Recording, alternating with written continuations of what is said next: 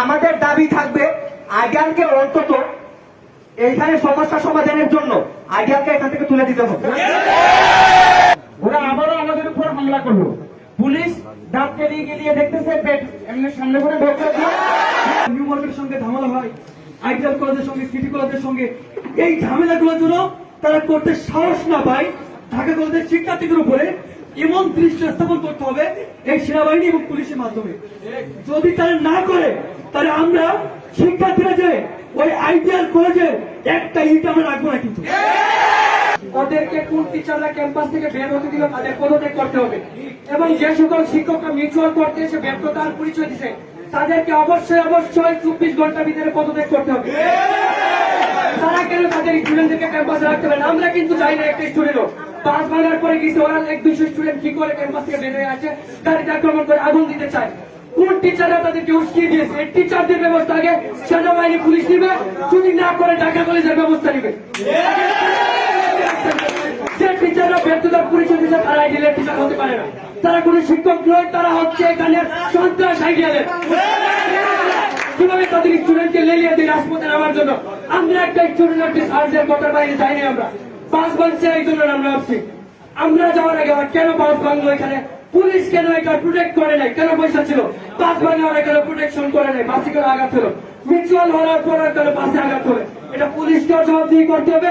আইডিয়ালের যে টিচাররা তাদেরকে উস্কিয়ে দিচ্ছে তাদেরকে 24 ঘন্টার ভিতরে পদত্যাগ করতে হবে। আইডিয়াল কলেজ হচ্ছে কি একটা ব্যবসায়িক প্রতিষ্ঠান, তারা মেধাবী নিয়ে না। বাংলাদেশের যত মেধাবী আছে সব 100-র মধ্যে 80% মেধাবী স্টুডেন্ট ভর্তি হয় ঢাকা কলেজে থাকে। তো আমাদের দাবি থাকবে আইডিয়ালকে অন্তত এইখানে সমস্যা সমাধানের জন্য আইডিয়ালকে এখান থেকে তুলে দিতে হবে। আমরা দীর্ঘ 50 থেকে 60 বছর ধরে দেখতেছি আইডিয়ালের সাথে আমাদের গ্যাঞ্জাম হয়। আইডিয়াল ছাড়াও সিটির সাথেও হয়, বাট সিটি বুঝে ওরা কিন্তু এই আন্দোলনের পরে কোনো গ্যাঞ্জামে যায় না, আর এর আগেও ওরা কমে গেছে। আর বিশেষ করে সিটির সাথে যে বাঁধে ওইটাও আইডিয়ালের উস্কানিতে, আইডিয়ালের ছেলে পেলে উস্কানিতে। তো আমাদের প্রথম দাবি এবং এক দফা দাবি থাকবে আইডিয়ালকে এখান থেকে হস্তান্তর করে অন্য জায়গায় দিতে হবে। এখানে থাকলে আমরা মানব না, আর নয়তো আমরা শিক্ষার্থীরা এটা ব্যবস্থা নিব। ওরা আবারও আমাদের উপর হামলা করলো। পুলিশ দাঁত কেলিয়ে গেলিয়ে দেখতেছে, পেট এমনি সামনে করে ঢোকা দিয়ে আমরা ওদিকে না যেতে পারে প্রতিবাদ শুরু। তাদের আমরা সাইনবোর্ডটা নিয়ে আসছি, কেন ক্যাম্পাসের শুরুতে তারা হামলা করেছে, আমরা না। আজকেও তারা আমাদের বাসে, কলেজ বাসে তারা পেট্রোল রয়েছে আজকের এই বৃষ্টির দিনে।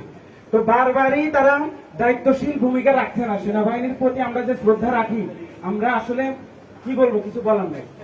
আমরা সবগুলো সুষ্ঠু বিচার চাই, এবং সর্বশেষ কথা আইডিয়ালকে আমরা এখানে দেখতে চাই না।